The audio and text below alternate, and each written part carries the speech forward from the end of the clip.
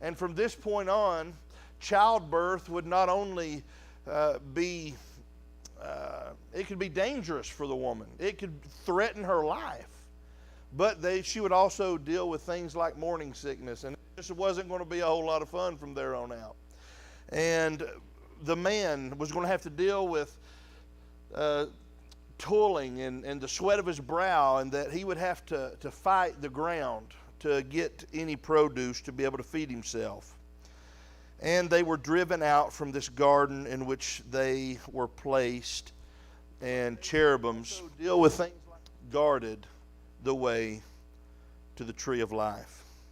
In chapter 4, we see Adam knew Eve, his wife, and she conceived, and she bare Cain and said, I have gotten a man from the Lord. Now I want you to notice here that this is on the crux of the absolute worst day of their life. They have sinned. They have ruined it all. They've been kicked out of their house, and they didn't go run file for divorce. The home is not dispensable like we see it is today. That's not how God intended it. I mean, by all implications, they've hit the rocks. They have hit the rocks. They're at a low point right here, but they didn't throw in the towel. Adam knew his wife Eve. She conceived and bare Cain and said, I've gotten a man from the Lord. She bare his brother Abel. Abel was a keeper of sheep.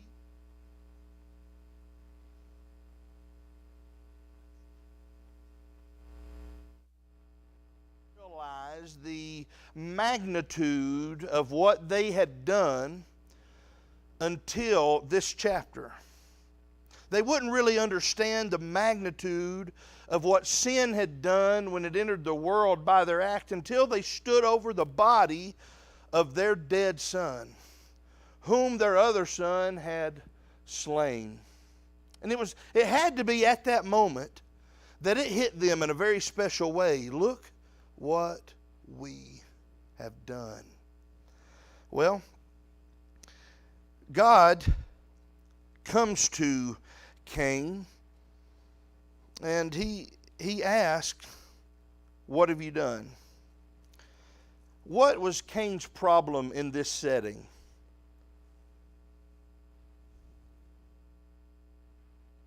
Cain was upset for why? What reason?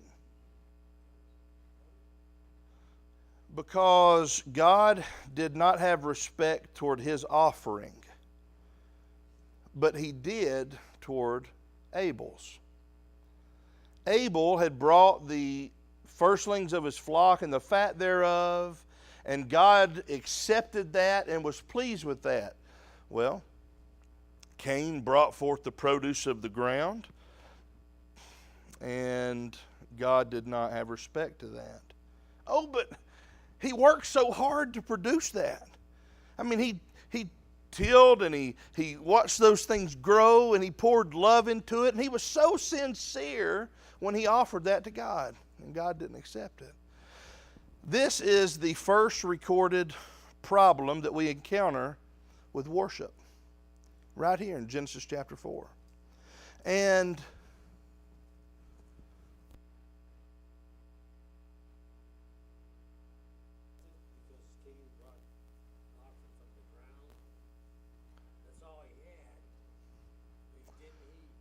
so God gave instructions. He didn't bring the first fruits from the ground. He brought a sacrifice that was not authorized. And we find that out in great detail in Hebrews chapter 11. And we'll go there in just a moment. But I want you to notice that the Lord said unto Cain in verse 9, where's Abel thy brother? He said, I know not. Am I my brother's keeper? Are we our brother's keeper? Absolutely. And he said, what hast thou done? The voice of thy brother's blood crieth unto me from the ground. And now art thou cursed from the earth, which hath opened her mouth to receive thy brother's blood from thy hand. Let me see here. Okay, I want to back up. excuse me for just a moment. In verse 6, the Lord said unto Cain, why are you wroth? Why is your countenance fallen? The Lord, God, could ask him that question because the Lord God had given instructions to them. God has never left us without instructions on how to stand before him in a right manner. And it's been that way since the beginning. God had given them instructions. So he says, why are you wroth? If you do well, will you not be accepted? Verse 7. If you do what I have instructed you to do, will I not accept you? God is just. He's faithful. And if we do what we are instructed to do, God will accept because we've done what he's told us to. Well, obviously, Cain has not done that. And so God says, if you do well, will you not be accepted? Well, sure. And if thou doest not well, sin lieth at the door. Now, this Hebrew word means sacrifice. God always supplies for his people. Now, God demanded the animal sacrifice. God set the pattern when sin entered into the world. God slew the first animal and clothed Adam and Eve, right? That was the very first animal sacrifice ever recorded. And so when we see animal sacrifice, it's not just a willy-nilly pattern. God set the standard. He set the pattern. And so here it is that Cain produce and traded that produce to his brother or whatever, sold, done whatever he needed to do, and he could have bought an acceptable sacrifice to offer to God. But he didn't. He said, God's going to accept my offering. I'm going to offer it my way. Well, that's a problem. God says, but if you want to do well, literally, sin sacrifice lies at the door, and you shall be his desire, and you shall rule over him. God said, there's a sacrifice for your sin right there at the door. If you want to do well, you take that sacrifice. God provided it for him after the fact. You talk about grace. God provided that sin sacrifice, and he said, if you want to do well, you take that sacrifice and you rule over it. And you offer to me. Well, and Cain talked with Abel, and it came to pass when they were in the field, Cain rose up against Abel. He didn't do what he was supposed to. Now, I want to take you really quick to show you in Hebrews chapter 11 that we know without a shadow of a doubt that God had given them instructions on what to offer. In Hebrews 11 and verse 4, the Hebrews writer says there, by faith Abel offered unto God a more excellent sacrifice than Cain, by which he obtained witness that he was righteous, God testifying of his gifts, and by it being dead yet speaketh. So I ask you this question. If he offered by faith a more excellent sacrifice, how does faith come? By hearing the word of God, Romans 10:17. And that's an eternal principle. God actually gave him a way out. He sure did. And he didn't take it. He didn't take it. He hardened his heart against that. And thereby he would establish the two lines that we're going to see in Genesis. We're going to get to it. This is going to establish a line that is going to be known as the sons of men, the daughters of men. And they're not going to do well. And actually, when we get to Genesis 6, that entire lineage is going to be destroyed in the flood. But it started with Cain. And by faith, Abel offered a more excellent sacrifice. God told them what to do. By faith, Abel obeyed. Cain did not. He did his own thing. And therefore he was rejected. It made him really mad. And he literally slew, the word that we find in 1 John chapter 3 and verse 12, when John brings this up, we'll just go to it very quickly, and I will read you what John said about it. Not as Cain, who was of the wicked one, and slew his brother. And wherefore slew he him? Because his own works were evil, and his brothers were righteous. What were the works that he was talking about? That his works were evil. Well, his willy-nilly idea of how he was going to worship God, that was evil. And then he added sin unto sin, and he slew his brother, and this word literally means butchered his brother. It must have been a horrible scene. Nevertheless, God says you're cursed from the earth, and because the earth has opened her mouth and received your brother's blood. You know what Cain's problem really was? You know what this whole thing boiled down to? Cain loved his garden more than he loved his God. That's what it boiled down to. Cain's God was his garden. It was his work. He was so proud of but who created all of that? Well, God did. Who created the seed and the ability for Cain to work and to have a harvest? Who makes the harvest?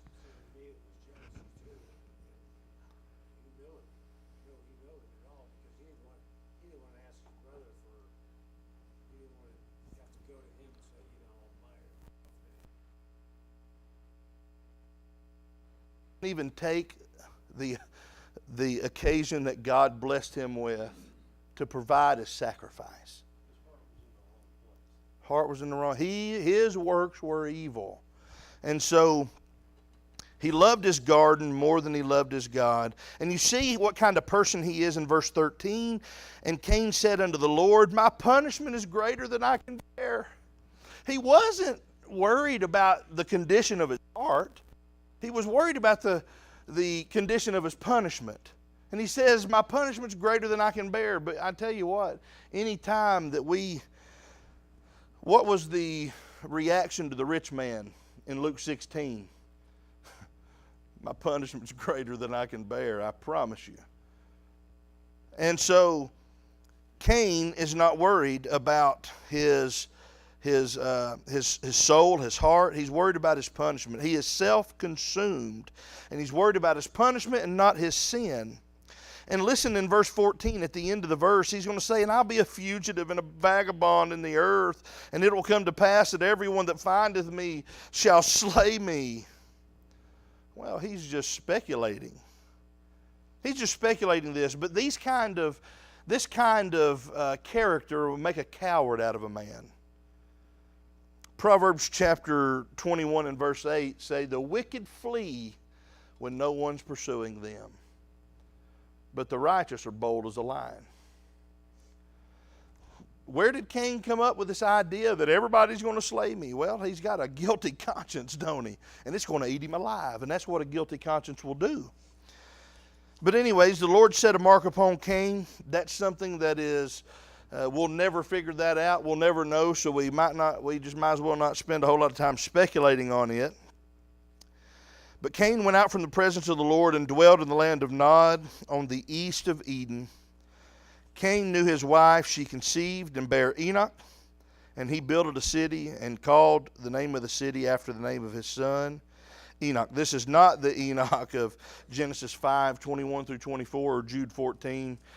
Just because people have the same names does not mean it's the same person. So we need to recognize that. God tells Cain that he's not going to be slain. And we see in chapter 5, the book of the generations of Adam. We've said in the introductory material that Genesis is a book of generations. And it's broken down into like 10 different sections of generations. And so he's going to recall here the creation. And in verse 2, he created them male and female, and he blessed them, and he called their name Adam in the same day they were created. They didn't spend one 24-hour period before God married them in union, called their name Adam, and it's going to give us the generation, the years. And I want to back up really quick and say that from Cain's evil line, we see Enoch. Enoch's going to beget Lamech. Lamech took 2 wives, the very first polygamous. The purpose of Moses in Genesis is to bring out the beginning of things. And so it brings out the beginning of the universe. It brings out the beginning of sin. It brings out the beginning of sacrifice. And it brings out the beginning of the sinful alteration of worship. All of this is in chapter 4. The sacrifice, the sinful worship, being built, beginning of polygamy, the beginning of musical instruments. He's going down here and naming these people and what they do. Jabal, he was such as handled the harp in verse 21 and verse 22. Zillah was an instructor of everything of brass and iron. And so we've got all of these things that are being made the very first time. And we notice that the more advanced a civilization becomes, the more morally decrepit it becomes. We're going to notice that as we go on. So in these generations of Adam, let's notice verse 21 of chapter 5. Enoch lived 65 years and begat Methuselah. Enoch walked with God after he begat Methuselah 300 years and begat sons and daughters. All the days of Enoch were 365 years. Enoch walked with God, and he was not, for God took him. This is the Enoch that God translated. Enoch didn't see death. Enoch was taken. And that is a very special account. That did not happen very often. Who else was taken? Elijah was taken up in a chariot of fire. And so that did not happen often. And we come down to the end of the chapter in verse 32, and we see a very important man's name. And Noah was 500 years old. And Noah begat Shem, Ham, and Japheth. Now this is when he started having children, at 500 years old. Wow. So now we're to a very important chapter. This is Genesis chapter 6. And it came to pass, when men began to multiply on the face of the earth, and daughters were born unto them, that the sons of God saw the daughters of men, that they were fair. Now the sons of God is the line of Seth. The daughters of men is the line of Cain. Now there are some, even in our brotherhood, that want to try to say that the sons of God are supernatural angelic beings that left heaven and came to earth and married women, and thus we got supernaturally humongous giants. There's some problems with that. He said that these sons of God saw daughters of men, that they were moral. No. That they were just. No. The sons of God saw the daughters of men, that they were righteous. No, it says that they were fair. They were pretty to look on. So these sons of God are looking at the wrong thing to find a mate, aren't they? They're looking at the outward appearance. They're not trying to get with someone that'll help them get to heaven. And they took of them wives of all that they chose. And here it says, and the Lord said, my spirit shall not always strive with man, for that he also is flesh.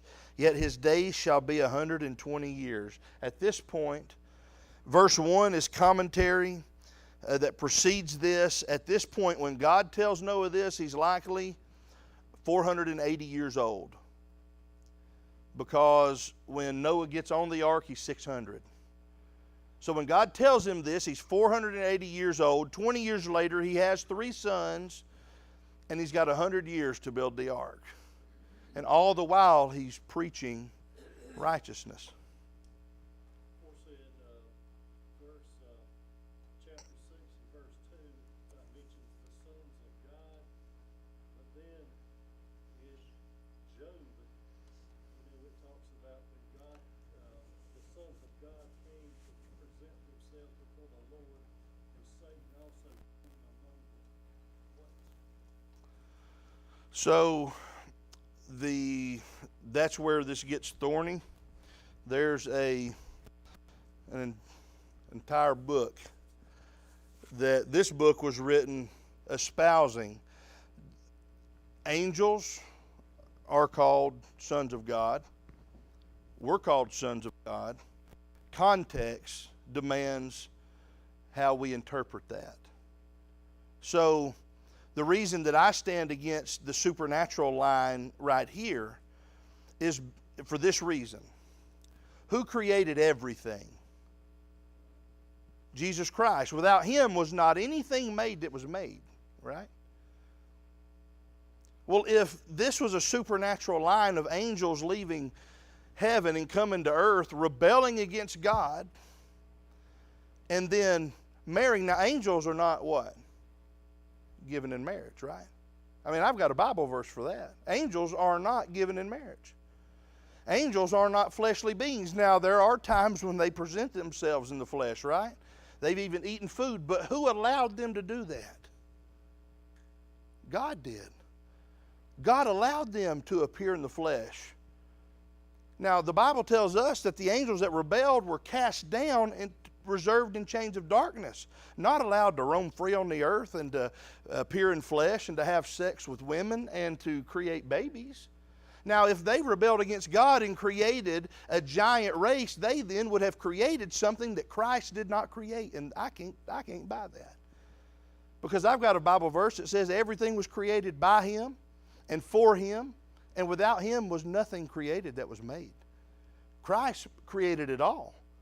So there were not angels that came down and married a woman. Angels are not given in marriage. Angels are spirits. And yes, they have appeared in the flesh, but that was something that God allowed them to do. God sent them to do. And so it's wholly untenable. Plus, this context is going to really lay bare that position. So here it is. They were fair. They took of them wives, which they chose. The Lord said he will not always strive with man. Verse 4, there were giants in the earth in those days.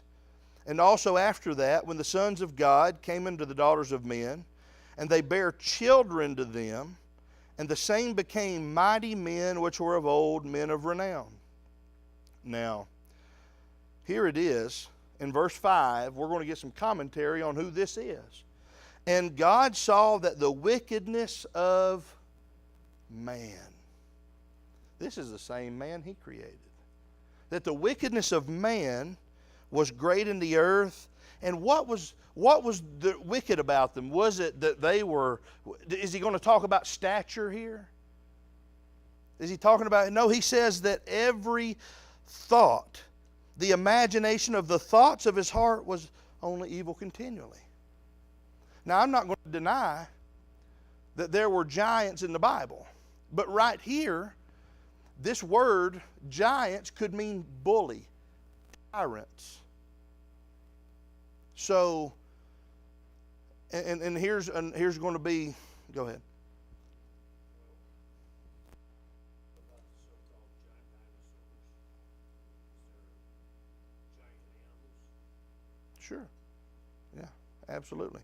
And there are definitely giants. We're going to get to that.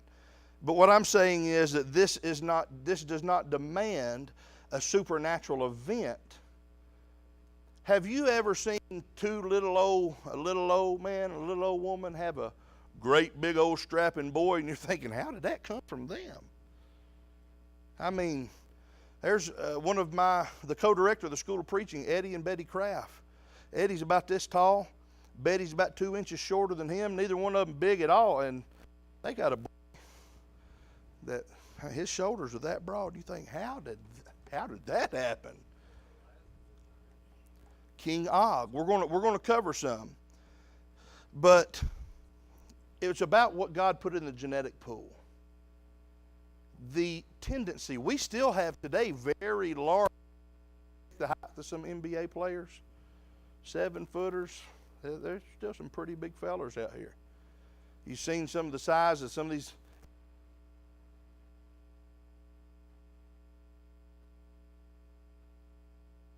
Athletes.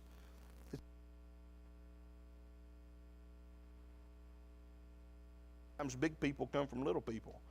But anyways, he says here, the problem was the imagination to the thoughts of their heart were only evil continually, and it repented the Lord that he had made man. So whoever this is who God made. God made these people. It's not that angels came down and left heaven and they rebelled against God and had sex with women. The people under consideration are who God had made. It repented the Lord that he had made them on the earth, and it grieved him in his heart, and he said, I will destroy man whom I've created. But here in verse 8, Noah found grace in the eyes of the Lord. It's going to talk about the generations of Noah, but I want you to go down to verse 14, where grace instructed Noah what to do. Noah just didn't arbitrarily find grace in the eyes of the Lord, and the Lord said, all right, Noah, you're saved. Ta-da! The grace of God that bringeth salvation has appeared unto all men, instructing us. God's grace brings instructions. It tells us what to do. And what did he tell Noah to do? Make thee an ark. He told him what to make it of. Could Noah deviate from gopher wood? Could he say, well, pine's good, oak's good? No. He had to make it out of gopher wood. He gave him all of the dimensions going down through, and he goes, come on, man. We don't know. We don't know what gopher wood is. It's what God commanded Noah to make the ark out of. And so it must have been something that was readily available. It could be a wood that we have today, that it was just called something else, and we'll never know. I built a barn out of gopher wood. You had to go for it all day, didn't you? Had I left one morning, gopher load. I was wondering if you were going to let that slide. So I wouldn't expect anything less. So he was given specific instructions. Now Hebrews 11 in verse 7 says, by faith Noah being warned of God of things not as seen yet. What was not seen yet? Rain upon the earth, water, a flood. That had never happened, right? Noah being warned of things not seen as yet, moved with fear. And what did he do? Prepared an ark to the saving of his house, by the which he condemned the world and became heir of the righteousness which is by faith. How did he do it by faith? Well, he complied with the instructions given of God. He built the ark just like God told him to. And that's what we see in verse 22 of chapter number 6. Thus did Noah, according to all God commanded him, so did he. Noah did everything that God commanded him. And the Lord said unto Noah, chapter 7 and verse 1, come thou and all thy house into the ark, for thee have I seen righteous before me in this generation. Well, Noah was a righteous man, wasn't he? But Noah still needed grace. Noah was a righteous man. He was the only one that God saw fit to save. Noah found grace, and God still had something he needed to do. Now, did Noah earn his salvation? No. Luke 17:10, after we have done all that's commanded us, we're still unprofitable servants. And the same was true for Noah. But Noah found grace in the eyes of the Lord, and he saved himself and his house. God gives him instructions of what to do. Now, notice in verse 6, Noah was 600 years old when the flood of the waters came upon the earth. That's why I said back in verse number 3 of chapter 6 that he was likely 480 years old when God gave him this command, because now he's going to get on the boat at 600 years old. 120 years has passed. And so we see right here in verse 16, they went in the boat, went in male and female of all flesh as God commanded him. God had given him instructions, the 2x2 and the 7x7s, right? And they went in that ark, and they had gathered all the food that they would need. And it says, and the Lord shut in of chapter 7. God was involved. How do you reckon he got all them animals on that boat? How do you reckon he rounded them all up? God was involved, right? God was involved. If we took the time to study the dimensions of the ark, the cubic feet, the capacity of the ark, it's absolutely amazing. Absolutely amazing. It was the ability to carry, it's like a ship, a barge, one of those cargo ships on each deck, like 3 levels. The carrying capacity was absolutely phenomenal. And by nautical proportions and everything, how ships were built today, it was perfect. It was absolutely perfect for surviving a storm, to survive the worst storm of the sea that ever was, and it did. There was no provisions to be able to drive it. It didn't matter where it went, just as long as Noah did what God commanded him, and he pitched it with them without. It was waterproof, and God saw them through to the end, right? And eventually the waters abated. That is chapter 8 and verse number 3. After the end of 150 days, the waters were abated. The ark rested in the 7th month. This is verse 4 of chapter 8. And let's see. Here I am getting ahead of myself. We were here at God's involved in verse 16. Now, I want to go back because this is where I was going to talk about the giants, right? In verse number 22 of chapter 7. All in whose nostrils was the breath of life, and all that was in the dry land died. That would have gotten these giants, right? If it was a supernatural thing where angels came down and they had supernatural babies that were giants. Well, where did the giants come from after this? That's what we need. Did more angels come down and have sex with more women and create more supernatural babies? Or is it the case that God had put the potential for these big people to be born out of all the genetic pool that we have within our bodies, the genetic code? I think that's more tenable in my estimation, because after the flood, after the flesh have died, we see in Deuteronomy chapter 3 and 11 a description of King Og of Bashan, his iron bed. In Deuteronomy chapter 3 and verse 11. For only Og, king of Bashan, remained of the remnant of giants.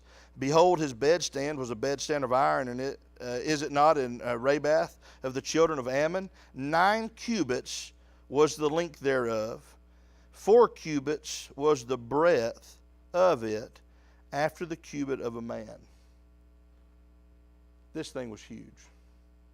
This king's bed was absolutely massive. Og was a big man.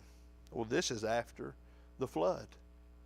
We got to remember too that people used to be a little smaller than they are now. So a giant now, 7 foot, 6.5 foot man, possibly, that long ago would have been deemed a giant. Right. Yeah, 9 feet, 9.5 feet. I mean, these were big men. I mean, these were really big men. You know, they were big enough to where when the spies go in to spy out the promised land, they said that we look like grasshoppers to them, and they look at us like we're grasshoppers. There was no doubt they were big. But what I'm contending against is that they were supernatural, angelic offspring. God did not give them the ability to reproduce.